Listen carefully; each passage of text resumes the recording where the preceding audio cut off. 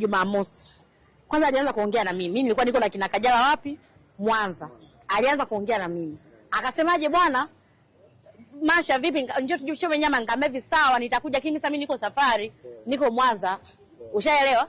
Nikamwambia sawa nitakuja kwenye kuchoma nyama ila tunasafiri. Tiketi sijatumwa mpaka mdau ngasema kusafiri lazima tusafiri. Tiketi atatuma ngoja niongee na Lokole na kurudia au nikija huko tutaongea kuhusu safari. Sikuenda, lakini Lokole mdau huo nakata simu ya Wema akanipigia, akaniambia tiketi tumepeleka mbele, tutaenda Jumatatu.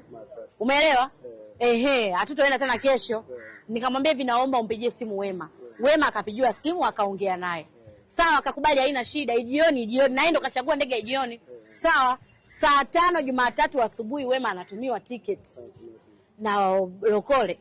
Saa 5 asubuhi na dakika 45 message iko pale inaonyesha. Si umenielewa? Wema yeye kiukweli kabisa hakujibu. Kanyamaza, tunampigia hapokei. Pale saa 5 itakuwa kusema yule ange cancel.